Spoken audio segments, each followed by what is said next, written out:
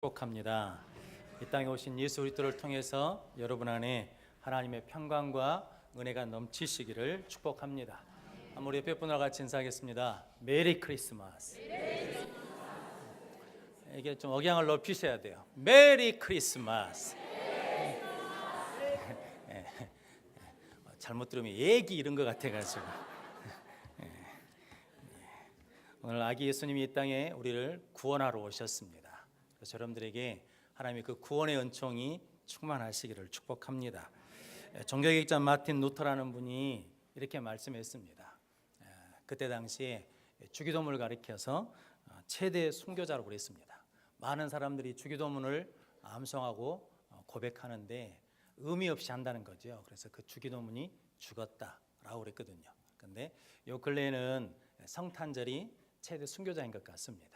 성탄절의 주인공이 예수님인데 예수님은 찾지 않고 다른 것들에 집중하기 때문에 성탄절이 순교가 됐다라고 하신 분들도 있거든요. 오늘 잘 아시는 말씀이지 않습니까? 동방 박사들이 아기 예수께 와가지고 보배합을 열어서 황금과 유황과 몰약을 드리면서 경배를 했습니다. 그래서 그들이 예수 그리스도에 대해서 고백했거든요. 성도 여러분, 어떻게 보면 성경에 예수님에 대해서 공식적으로 고백한 사람들이 누구냐면 동방 박사들이거든요. 즉 다른 말로 하자면 우리가 성탄절을 맞이해서 우리 신앙의 고백의 첫 단추를 잘 채워야 우리 신앙이 온전해질 수 있다는 거죠. 성도 여러분, 그런 경험 혹시 있으시죠?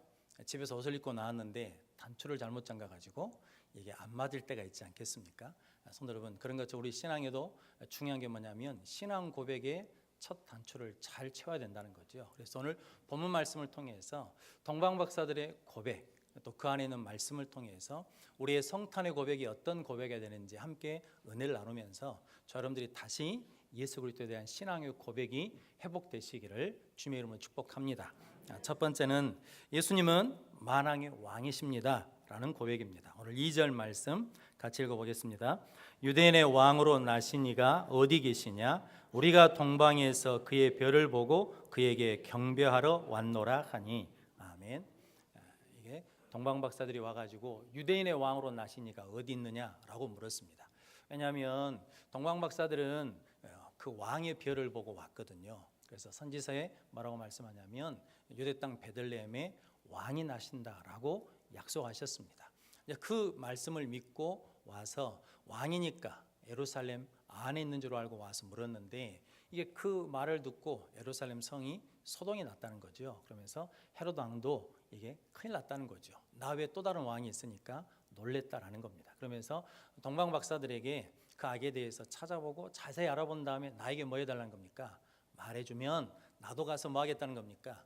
경배하겠다는 거죠. 그런데 이건 거짓말이죠. 나중에 이제 2장 후반부에 보면 동방 박사들이 돌아간 다음에 속은 줄 알고 2세 이하 아이들을 다 죽여버리지 않습니까? 즉 무엇으로 받아들일 수 없다는 겁니까?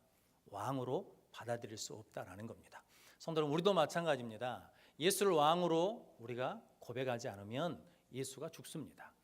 요한복음 19장에 보면 예수님이 빌라도에게 잡혀서 고문을 받으시거든요. 그런데 신문 받으실 때 이렇게 빌라도가 묻습니다. 네가 유대인의 왕이냐? 라고 그럴 때 예수님이 네 말이 옳다. 내가 그를 위해서 왔다. 즉 내가 왕이다 라고 그러시거든요. 그러면서 유대인들이 빌라도가 유대인들에게 너희 유대인의 왕을 어떻게 하랴? 그랬을 때는 뭐냐면 그를 십자가에 못 박으십시오 라고 그러거든요. 그러면서 대제사장들이 이렇게 말합니다. 가이사 외에는 우리에게 왕이 없습니다. 실은 대제사장들은 누가 왕이어야 되냐면 하나님이 왕이셔야 되거든요. 그런데 그 예수를 뭘로 받아들일 수 없으니까 왕으로 받아들일 수 없으니까 예수를 십자가에 죽게 하는 거거든요. 성은 마찬가지입니다. 우리도 예수가 나의 왕이 되지 않으면 내 안에 예수가 죽어 있는 거거든요. 그러면서 성도님들이 이 성탄절을 맞이해서 예수가 나의 왕 되심을 고백함으로 예수가 우리 안에 살아있는 은혜를 누리시기를 주님의 이름으로 축복합니다. 예수가 나의 왕이라고 고백하는 것은 다른 말로 하자 그러면 예수님의 다스림을 받는다는 겁니다. 예수님의 통치를 받는다는 거죠. 하나님의 다스림을 받는다는 겁니다. 말씀을 준비하는데 예전에 어렸을 때 같이 교회 다녔던 친구가 어머님이 연로하셔가지고 이제 돌아가실 때가 된 모양이에요. 그래서 임종 준비를 하면서 짐을 준비하면서 제가 목사인 줄 아니까 카톡을 보내가지고 우리 어머니가 평안히 하나님 나라에 갈 수 있도록 기도해 달라고 그렇게 문자가 왔습니다. 이게 누구나 다 한 번은 겪어야 될 일이지 않겠습니까? 그런데 이제 그 문자를 보고 이제 말씀을 준비하는데 이제 이렇게 내가 설명하면 되겠구나라는 깨달음이 하나 있었습니다. 저는 운전 학원에 가서 배운 게 아니라 우리 아버지가 운전을 가르쳐 주셨습니다.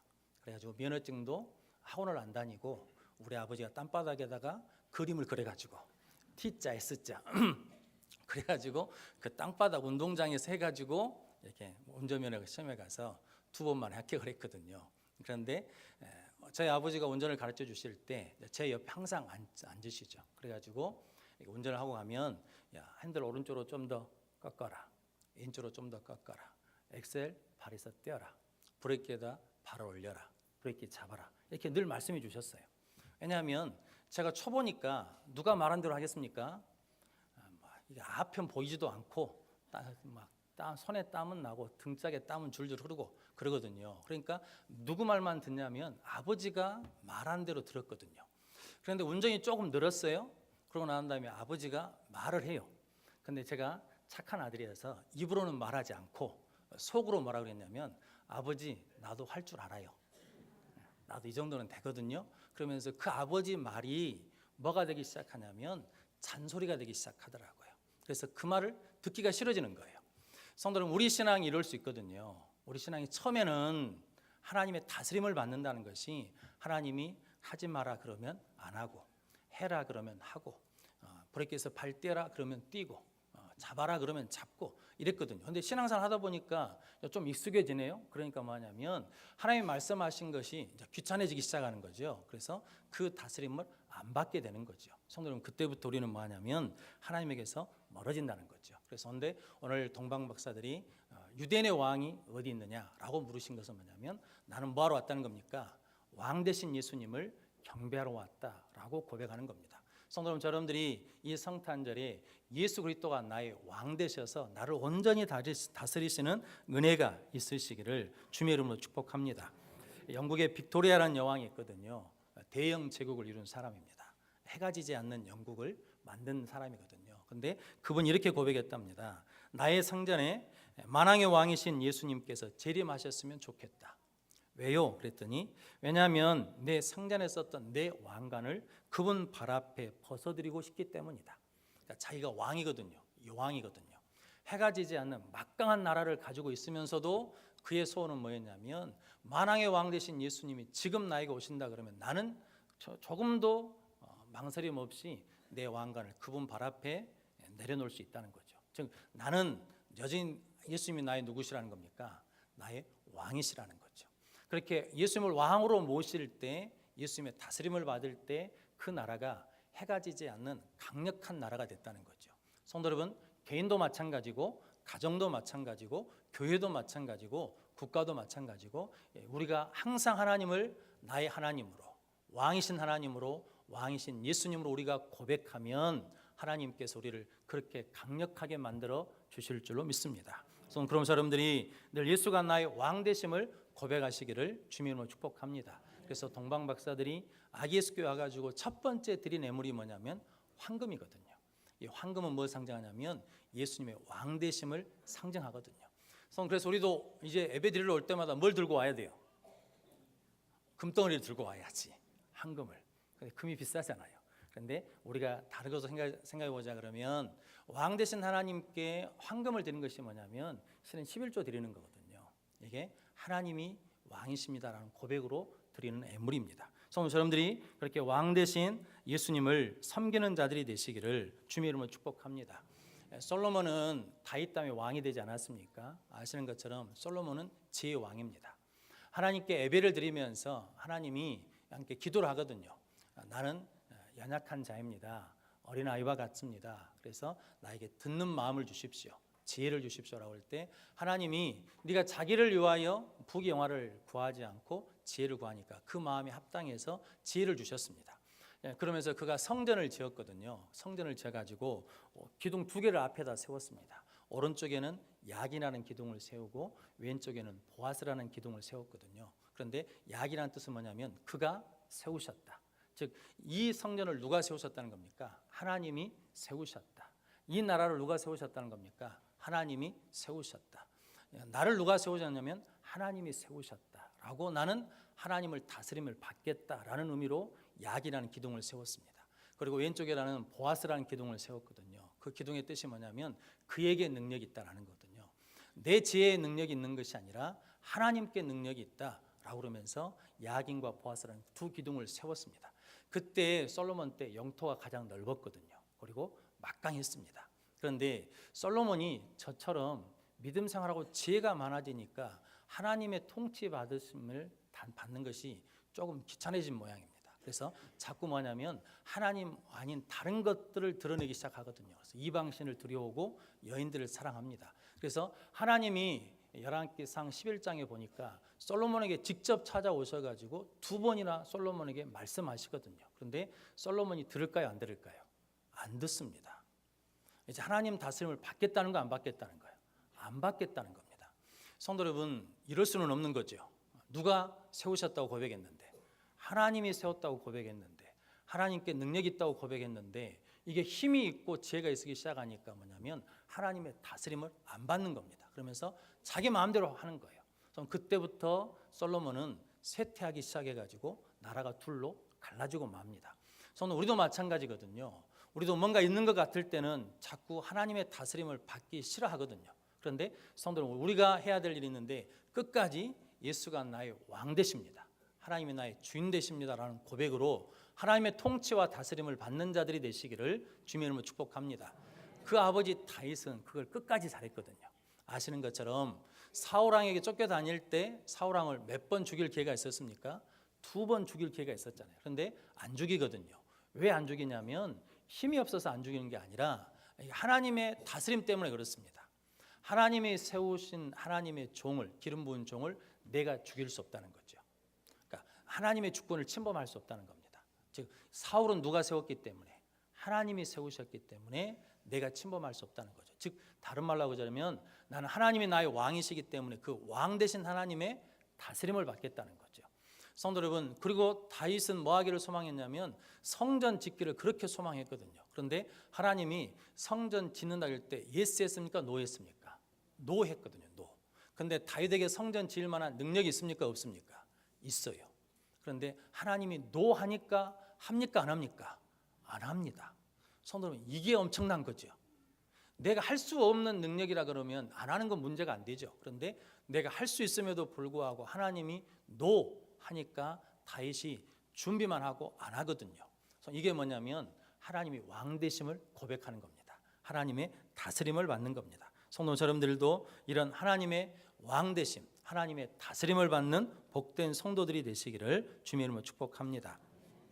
마태복음 8장에 보면 백부장 이야기 하나 나옵니다. 백부장의 종이 병들어 죽어가고 괴롭다라고 그러거든요. 그래서 예수님께 찾아와서 구합니다. 종을 고쳐달라고. 그러자 예수님이 이렇게 말씀하십니다. 내가 가서 고쳐줄게.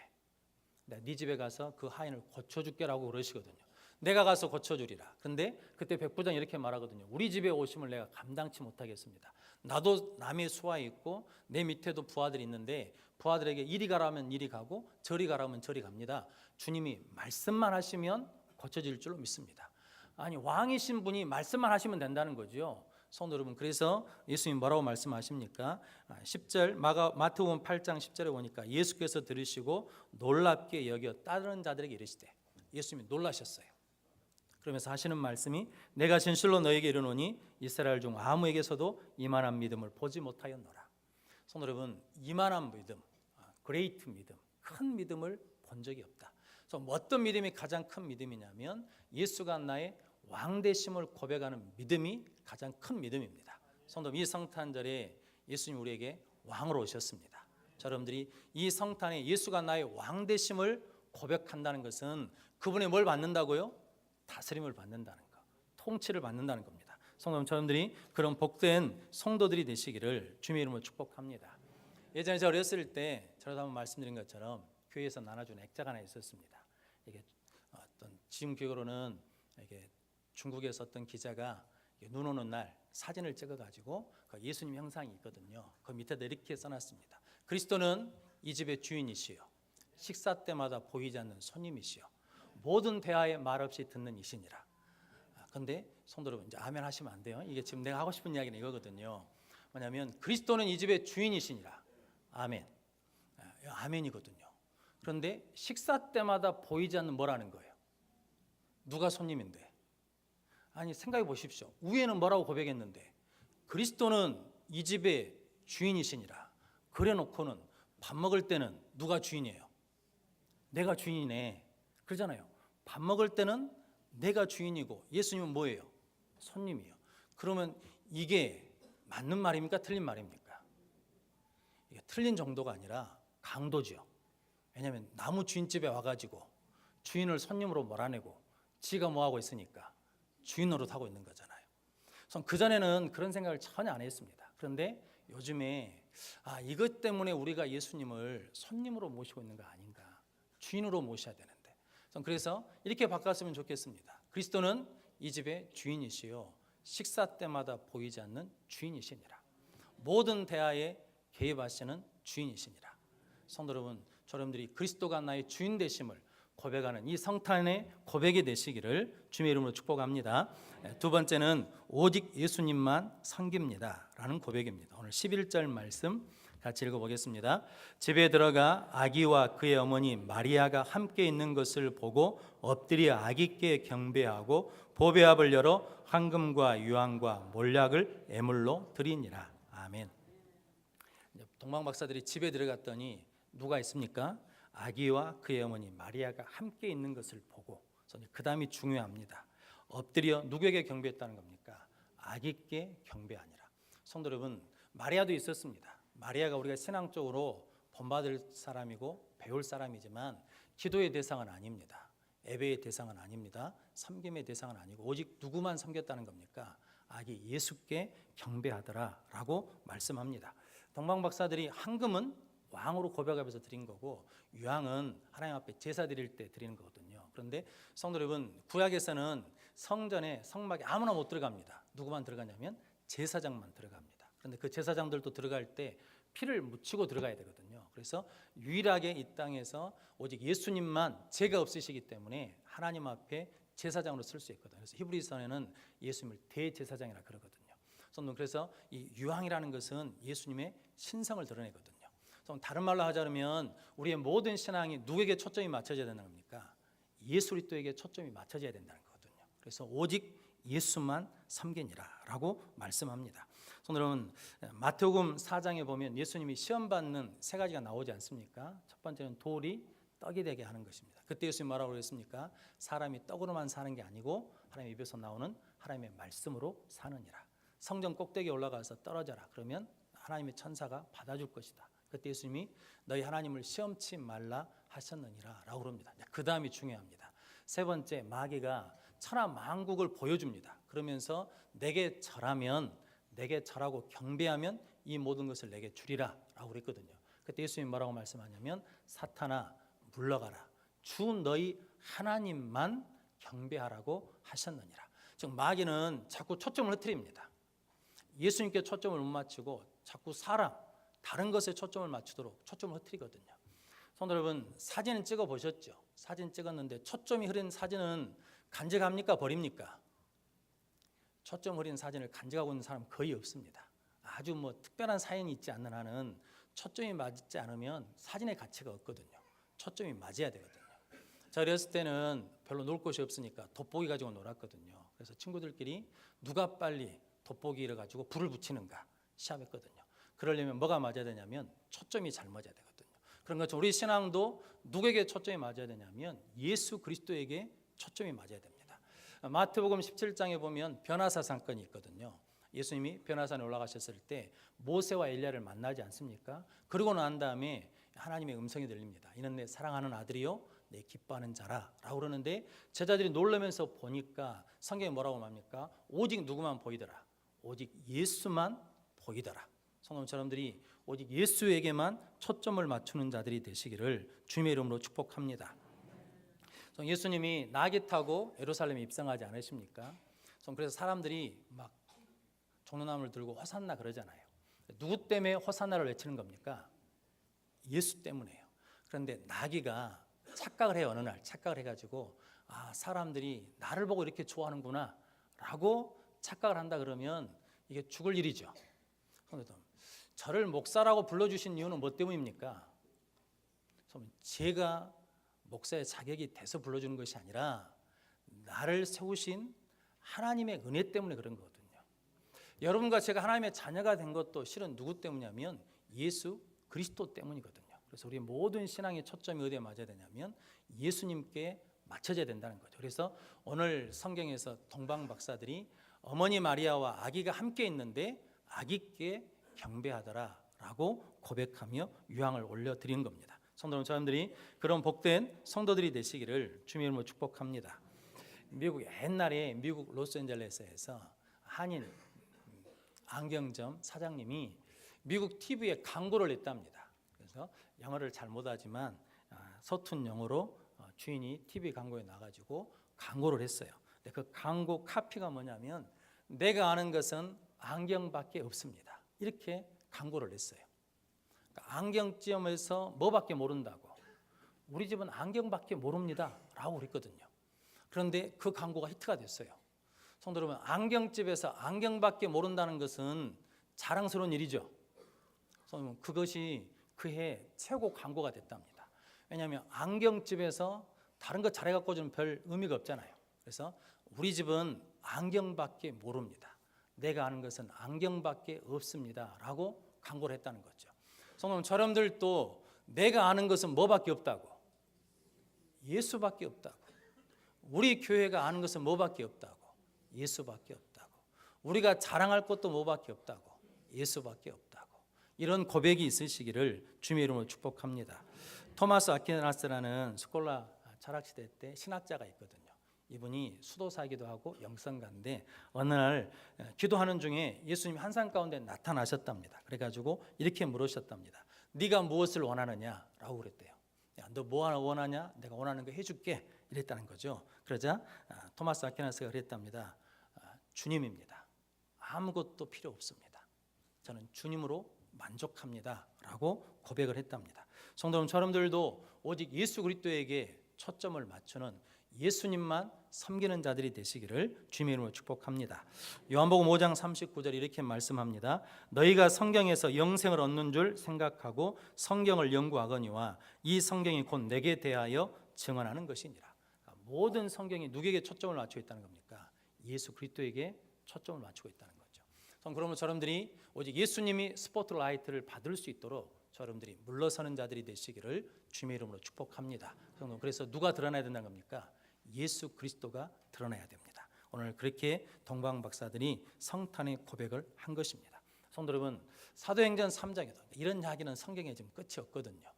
근데 사도행전 3장 한 가지만 더 이야기하겠습니다. 사도행전 3장에 베드로와 요한이 기도하러 가다가 성전 미문에 안전병이를 이렇게 세우지 않습니까? 사람들이 그 안전병이를 데리고 일어난 안전병이를 데리고 베드로와 요한에게 찾아오거든요. 그때 베드로가 뭐라고 말하냐면 왜 우리의 경건, 우리의 기도로 이런 일이 일어난 것처럼 우리를 주목하느냐? 왜 나를 주목하느냐? 우리가 한 것이 아니고 나사렛 예수 이름으로 이 사람이 일어났느니라 라고 그러거든요. 이 고백이 저 여러분들에게 있으시기를 주님의 이름으로 축복합니다. 세 번째는 순종의 삶을 살겠습니다라는 고백이거든요. 오늘 12절 말씀 같이 읽어보겠습니다. 그들은 꿈에 헤롯에게로 돌아가지 말라 지시하심을 받아 다른 길로 고국에 돌아가니라. 아멘. 오늘 동방 박사들이 이제 다 예배를 마쳤어요. 그리고 우리처럼 이제 돌아갈 거거든요. 그런데 꿈에 누구에게 돌아가지 말고 헤롯에게 돌아가지 말고 지시하심을 받아 어디로 갔다는 겁니까? 오던 길이 아니라 다른 길로 갔다는 거예요. 저 여러분들이 1년에 예배 주일 성수만 하면 52주 드립니다. 거기에 수요예배까지 나오면 몇 번 드리겠습니까? 100번 넘게 드립니다.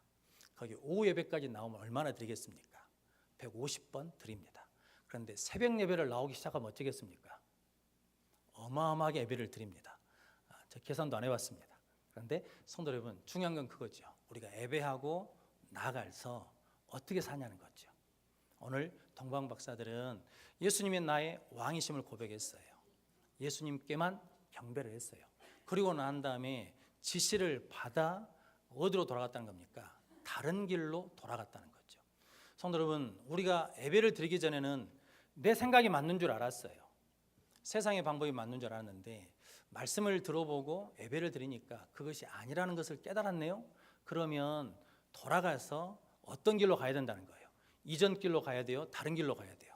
다른 길로 가는 삶이 있어야 된다는 거죠. 성도 여러분, 이것이 성탄의 고백입니다.